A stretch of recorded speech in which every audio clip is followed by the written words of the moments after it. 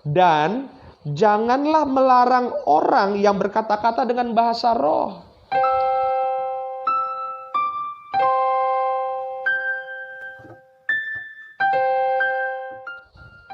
Shalom saudaraku yang terkasih dalam Tuhan, kembali lagi dalam program katekisasi online bersama saya Pastor Gary Tengker. Dan hari ini kita akan membahas yaitu tentang bahasa roh atau bahasa lidah. Tapi sebelumnya mari kita tundukkan kepala, kita bersatu dalam doa. Kami bersyukur Tuhan Yesus jikalau pada malam hari ini Tuhan boleh kumpulkan kami sebagaimana kami ada. Terima kasih Tuhan, tiba saatnya kami akan mendalami kebenaran firman-Mu. Biarlah setiap pikiran dan hati kami tundukkan di bawah kuasa otoritas sorgawi. Ajar kami Roh Kudus, karena kami sangat rindu untuk lebih mengenal Engkau. Dalam nama Tuhan Yesus, haleluya. Yang percaya sama-sama katakan, amin. Nah, hari ini saya mau bahas yaitu tentang bahasa roh. Saudaraku yang terkasih dalam Tuhan, kalau kita berbicara mengenai bahasa roh, kita kembali lagi saja ke Alkitab, karena memang ini seringkali menjadi pertentangan. Dan sebetulnya saya juga survei ke jemaat-jemaat dari gereja yang lain yang memang dalam ibadahnya tidak menggunakan bahasa roh. Ketika saya tanya sama jemaat-jemaat di gereja-gereja yang tidak menggunakan bahasa roh, begitu saya tanya sama jemaatnya, apakah mereka percaya dengan bahasa roh? Banyak sekali jemaat-jemaat Kristen, walaupun gerejanya tidak berbahasa roh, tapi mereka percaya bahwa karunia itu ada. Kenapa? Ya karena memang Alkitab mencatatnya dan tertulis bahwa itu adalah karunia yang diberikan bagi orang percaya. Nah saudara, berbicara mengenai bahasa roh, saudara sebetulnya dalam Alkitab kita, bahasa Yunani itu tidak ada kata bahasa roh, itu tidak ada.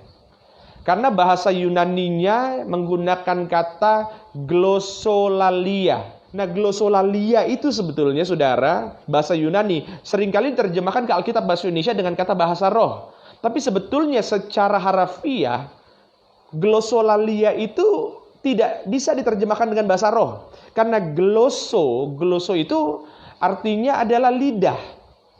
Gitu ya. Lalia itu berkata-kata. Jadi sebetulnya secara letterleh, secara harafiah. Nah, terima kasih Pak Ho Arifin sudah ditulis gitu ya. Glossolalia. Sebetulnya kalau glossolalia diterjemahkan secara harafiah ke dalam bahasa Indonesia, maka yang paling cocok adalah kalimatnya berkata-kata dengan lidah-lidah. Nanggep ya? Berkata-kata dengan lidah-lidah. Lebih sederhananya adalah ketika saya glossolalia, saya itu berkata-kata dengan lidah yang lain. Bukan lidah ini, bukan lidah jasmani. Yang nangkep katakan amin dulu. Gitu ya. Jadi glossolalia adalah ketika saya mengucapkan kata-kata menggunakan bukan lidah jasmani ini. Cuma di Indonesia diterjemahkan dengan bahasa roh. Tidak apa-apa, tidak jadi masalah saudara. Bahkan kalau saudara baca dalam Alkitab bahasa Indonesia terjemahan lama, itu tidak ditulis dengan bahasa roh, tapi dengan karunia lidah. Begitu ya. Nah saudaraku yang terkasih dalam Tuhan, kalau kita telisik dan kita pelajari bahwa yang namanya bahasa roh, itu pertama kali sebetulnya terjadi secara nyata itu di Kisah Rasul pasal 2 ketika hari Pentakosta. Saudara lihat sebentar ya. Kisah Rasul pasal yang kedua ayatnya yang ke-4. Kisah Rasul 2 ayat yang ke-4. Saya mau kita belajar dulu dasar-dasarnya supaya kita mengerti cara penggunaannya saudara. Gitu ya. Kisah Rasul 2 ayat 4 dikatakan, maka penuhlah mereka. Saudara tahu ini ketika Tuhan Yesus sudah naik ke sorga, murid-muridnya berkumpul sambil menunggu kedatangan Roh Kudus. Begitu Roh Kudus sudah datang, Kisah Rasul 2 ayat 4, maka penuhlah mereka, murid-murid itu dengan Roh Kudus, lalu mereka mulai berkata-kata dalam bahasa lain.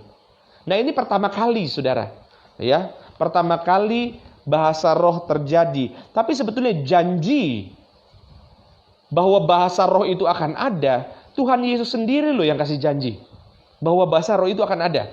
Ya coba lihat sebentar Di Markus pasal 16 ayat 17. Saudara catat saja di buku kalau saudara punya catatan, gitu ya. Sedangkan di sini saya bacakan ayatnya. Saudara catat di buku masing-masing ya. Markus 16 ayat 17.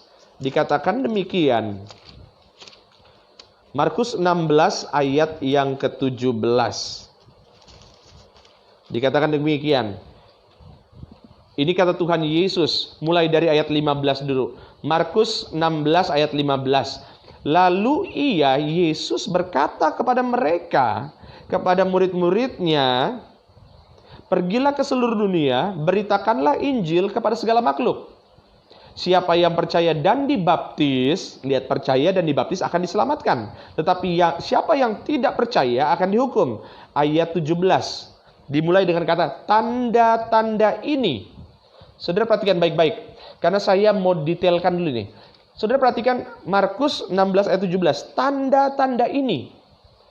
Saudara, tanda-tanda itu dalam bahasa Yunani menggunakan kata semeia.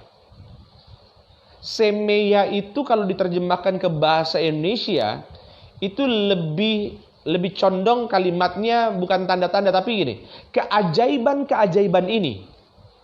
Gitu ya. Jadi kalau saya gunakan pakai bahasa Yunaninya, kurang lebih terjemahannya ayat 17 gini. Keajaiban-keajaiban ini akan menyertai orang-orang yang percaya. Itu artinya Anda dan saya yang percaya kepada Yesus, yang percaya kepada kuasanya, maka kehidupan kita akan disertai dengan keajaiban-keajaiban. Termasuk saudara yang hari ini punya permasalahan ekonomi, termasuk saudara yang sekarang ini punya sakit penyakit. Kalau saudara percaya kepada kuasa darah Tuhan Yesus, maka keajaiban terjadi dalam kehidupan saudara. Termasuk saudara yang sekarang ini punya permasalahan, mengalami duka cita. Doa saya bukan duka citanya yang diangkat.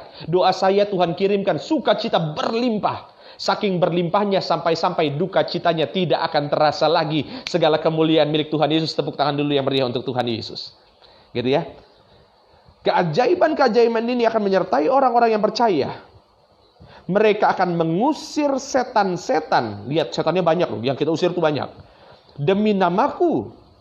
Mereka akan berbicara dalam bahasa-bahasa yang baru bagi mereka. Jadi Tuhan Yesus sudah kasih tahu, ya, kita yang percaya nanti akan mengalami keajaiban-keajaiban, termasuk kita bisa usir setan, dan termasuk nanti kita akan berbicara dalam bahasa-bahasa yang baru. Nah, itu kalau kita berbicara mengenai bahasa roh. Ya, saudaraku yang terkasih dalam Tuhan. Nah, sebelum lebih lanjut, saya harus jelaskan dulu bahwa bahasa roh itu ada 3 bentuknya. 3 bentuknya.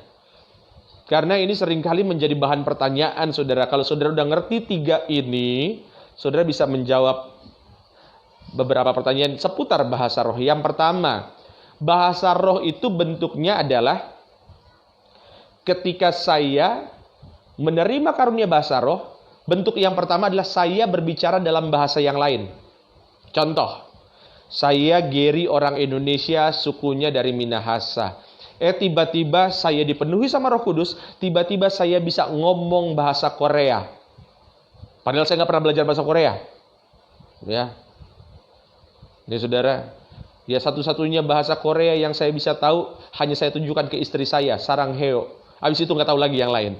Tapi tiba-tiba saudara saya dipenuhi sama Roh Kudus, saya bisa ngomong bahasa Korea dengan lancar. Itu jenis yang pertama dari bahasa roh. Dalam dunia teologi, saudara, biasanya ini disebut dengan istilah senolalia. Nah, jadi senolalia itu adalah bahasa roh yang pertama, jenis yang pertama, yaitu ketika saya bisa berbicara dalam bahasa orang lain. Tiba-tiba saya bisa lancar ngomong bahasa Toraja. Ya, padahal saya nggak pernah belajar bahasa Toraja. Nah, itu bahasa roh. Ya, saudara. Tiba-tiba saya bisa berbicara dalam bahasa Swedia, bahasa Afrika, padahal saya nggak pernah belajar. Itu bahasa roh yang pertama.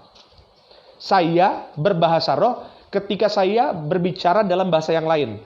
Dan ini terjadi di mana? Saya ambil contoh. Ini pernah kejadian di Kisah Rasul pasal yang kedua, saudara. Kisah Rasul pasal yang kedua. Coba lihat ayat yang tadi sudah ayat yang keempat ya. Ini bahasa roh yang pertama. Ya, terima kasih Bu Vin Hui sudah ditulis, Ibu Erika Gloria, Ibu Nita Posuma, Ibu Nonsa Sitorus, itu ya, Senolalia. Nah saudara, gini, contoh yang terjadi itu ada di Kisah Rasul pasal 2. Ya, saya baca ya. Coba dari ayat yang ke-6. Ketika turun bunyi itu, ini waktu hari Pentakosta, ketika turun bunyi itu berkerumunlah orang banyak. Mereka bingung. Karena masing-masing mendengar rasul-rasul itu, ke-12 rasul itu, karena Yudas sudah diganti kan. Nah, diganti dengan Matias.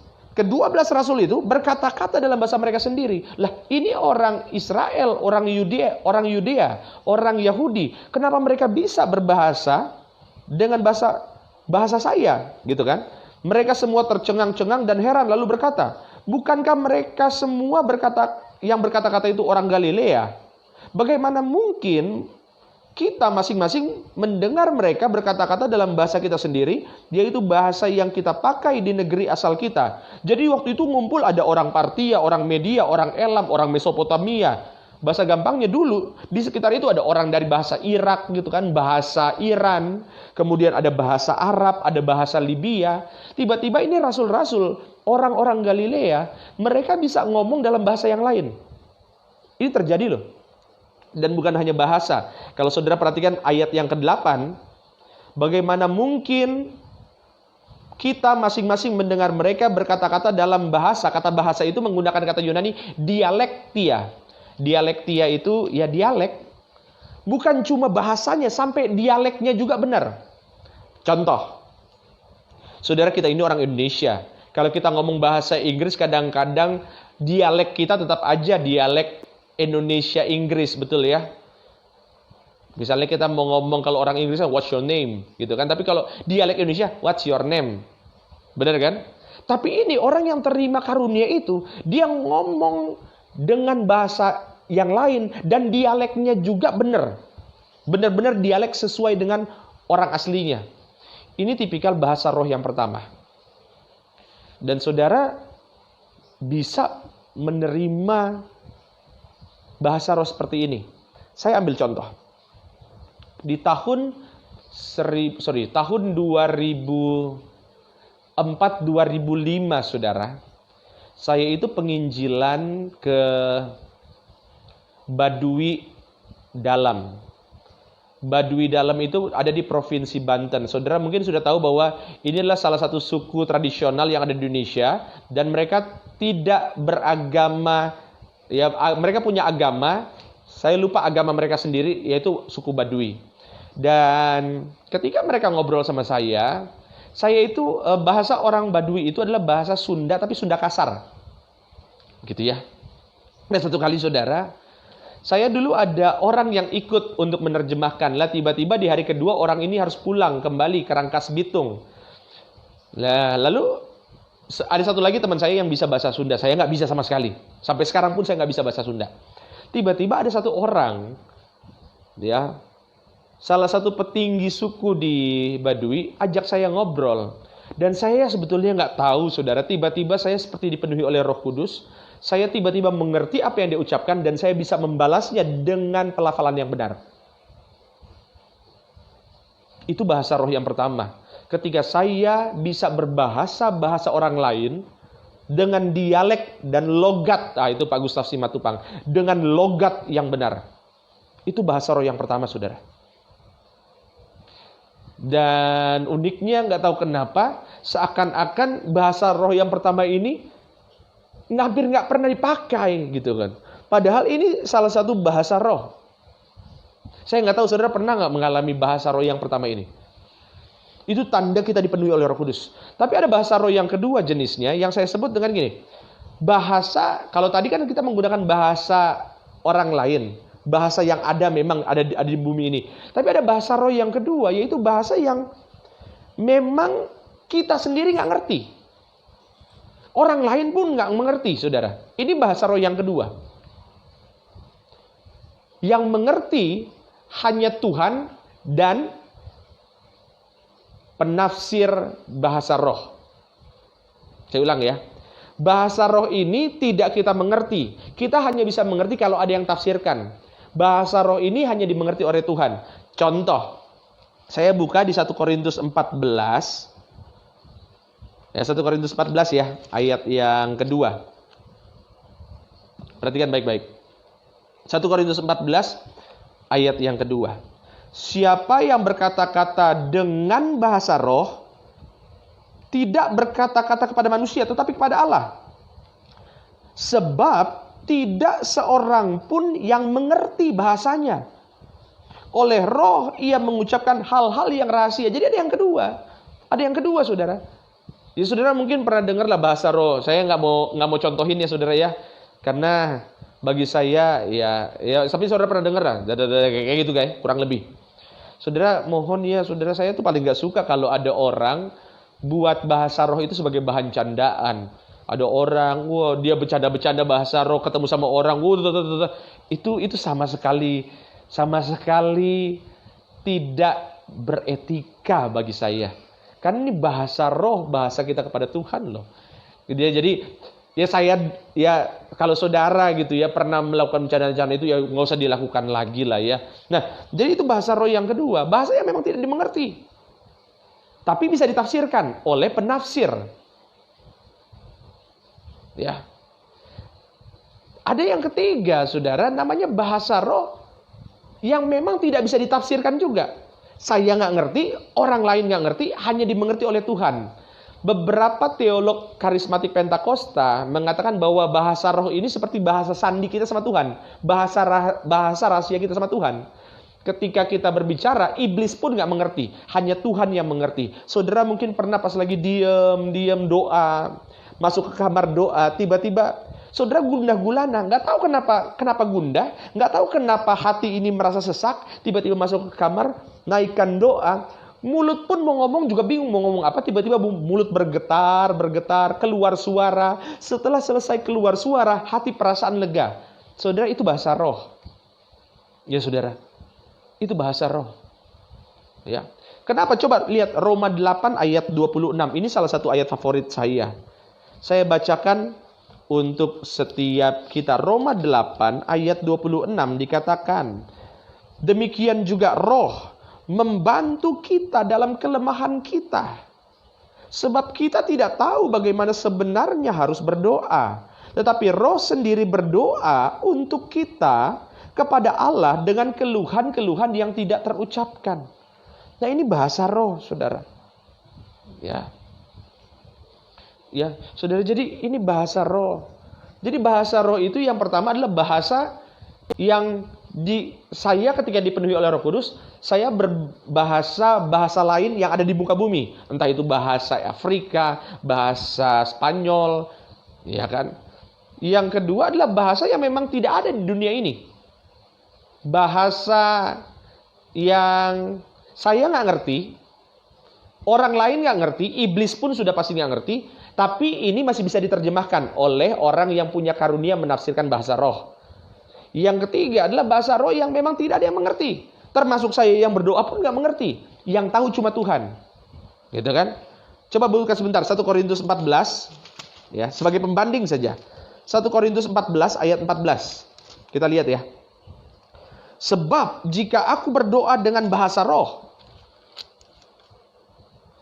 maka rohkulah yang berdoa. Tetapi akal budiku tidak turut berdoa.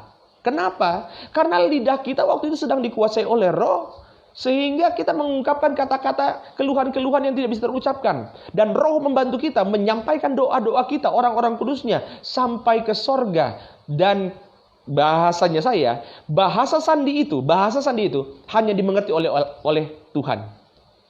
Nah, itu dia, saudara, kalau kita berbicara mengenai bahasa roh.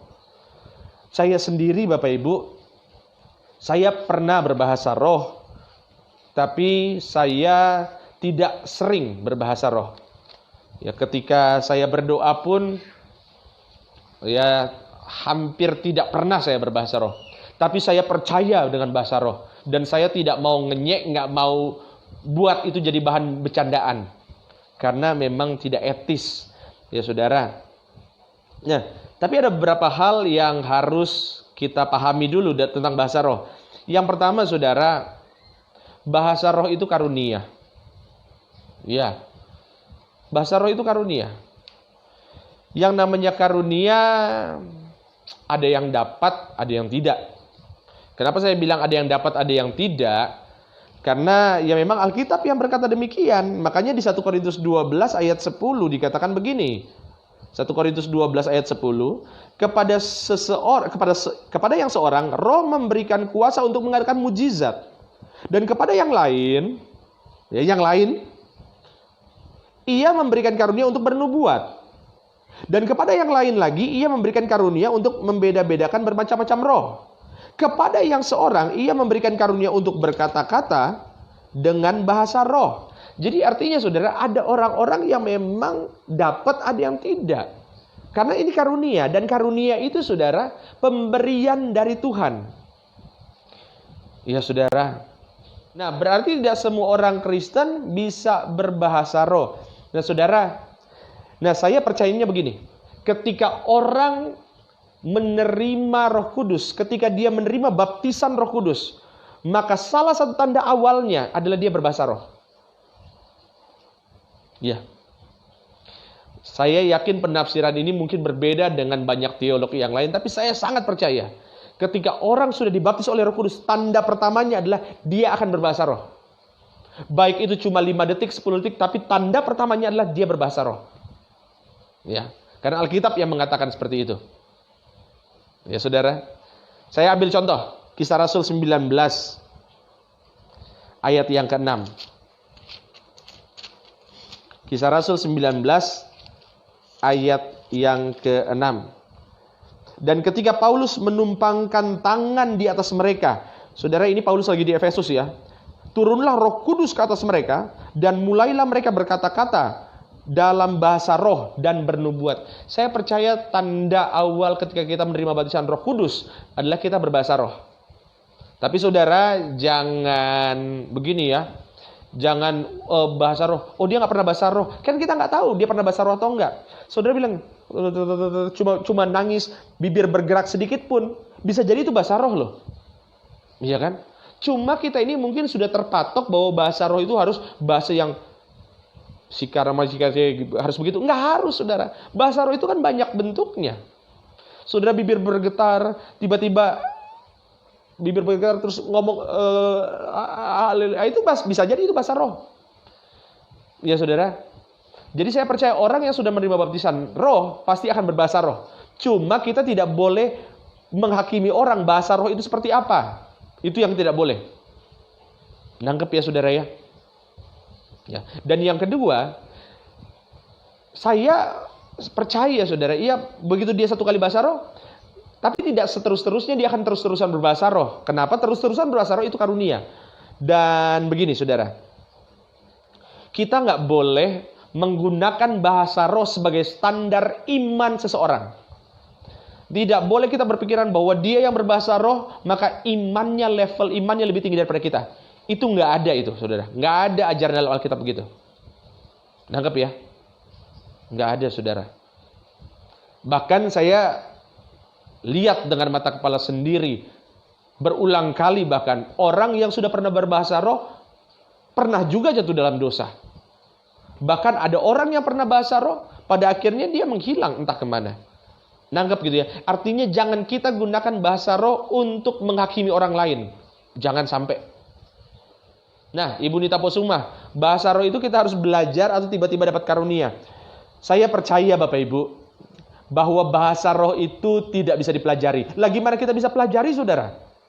Ya, lah itu bahasa kita sendiri nggak mengerti kok. Yang bisa kita pelajari adalah bagaimana kita menyatu dengan Tuhan, bagaimana kita merasakan kasih Tuhan. Ya, dengan harapan ketika kita merasakan kasih Tuhan, maka di situ kita akan dipenuhi oleh Roh Kudus dan kita mendapatkan karunia bahasa roh. Tapi sekali lagi ingat, tidak semua orang mendapatkan karunia bahasa roh. Perhatikan baik-baik. Bahasa roh sebagai tanda awal baptisan Roh Kudus berbeda dengan karunia. Karena kalau karunia itu adalah dia terus-terusan menggunakannya, gitu ya. Untuk hidup kudus apakah lebih baik bisa berbahasa roh? Jawabannya tidak. Ya, saudara, bahasa roh tidak membuat Anda jadi lebih kudus dibandingkan yang lain. Tapi bahasa roh itu membantu kita untuk meningkatkan iman kita, menaikkan doa-doa kita ke hadapan Tuhan. Dan saudara, Alkitab juga memberikan beberapa saran dalam penggunaan bahasa roh. Ya. Apa yang kata Alkitab? Coba lihat 1 Korintus 14 ayatnya yang coba ayat 39 ya. Saudara, kalau saudara mau berbahasa roh, Alkitab bilang begini, 1 Korintus 14 ayatnya yang ke-39. Karena itu saudara-saudaraku, usahakanlah dirimu untuk memperoleh karunia, untuk bernubuat, dan janganlah melarang orang yang berkata-kata dengan bahasa roh. Ya saudara, ya kalau dibilang jangan melarang orang berbahasa roh, kita juga ya kalaupun kita belum terima, saya yakin saudara nggak semua orang percaya dengan bahasa roh, ya kalaupun gitu ya jangan diledekin lah orang yang berbahasa roh. Karena itu memang Alkitabiah ayat 40. Tetapi segala sesuatu harus berlangsung dengan sopan dan teratur. Makanya saudara dikatakan kalau dalam ibadah-ibadah itu, coba lihat ayat 27-nya.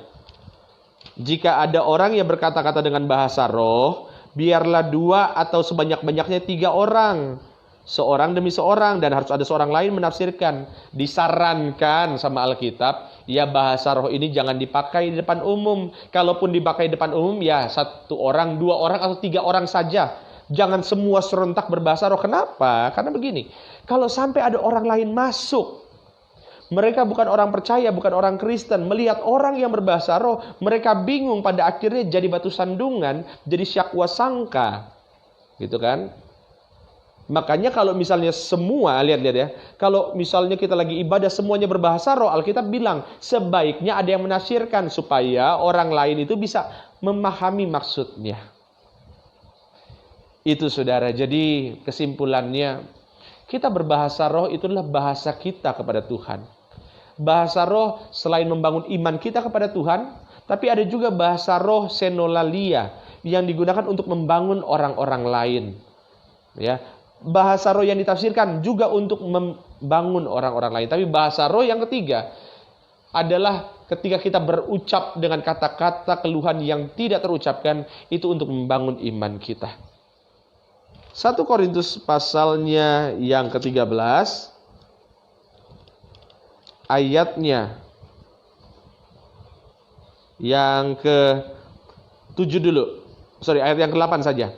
Kasih tidak berkesudahan. Nubuat itu akan berakhir. Bahasa roh akan berhenti.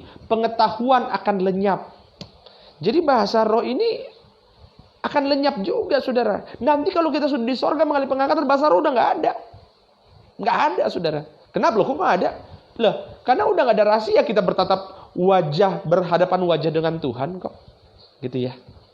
Bahasa roh yang benar seperti apa? Karena, saudara, saya tidak dalam posisi untuk ngasih tahu, oh ini bahasa rohnya salah, ini bahasa rohnya benar. Karena itu hanya Tuhan yang tahu. Jadi kalau ada orang bahasa roh, dia pakai nada-nada, ya saya nggak bisa menghakimi itu benar atau enggak. Karena hanya Tuhan yang tahu. Itu sebabnya karena hanya Tuhan yang tahu, jangan menghakimi. Gitu. Bisa tuh kayak bahasa Ibrani, bahasa India tadi ya. Bisa jadi, saudara. Ya. Mari kita tundukkan kepala, kita berdoa. Terima kasih Tuhan untuk berkat penyertaan-Mu dalam serial katekisasi online. Tuhan sertai kami dan seluruh anak-anak-Mu yang mengikuti pengajaran ini. Kuasai hati, kuasai pikiran kami. Lebih dari itu ya Tuhan, ajak kami untuk terus menikmati pengalaman yang indah bersama Roh Kudus. Dalam nama Tuhan Yesus, haleluya. Amin. Tuhan Yesus memberkati. Shalom.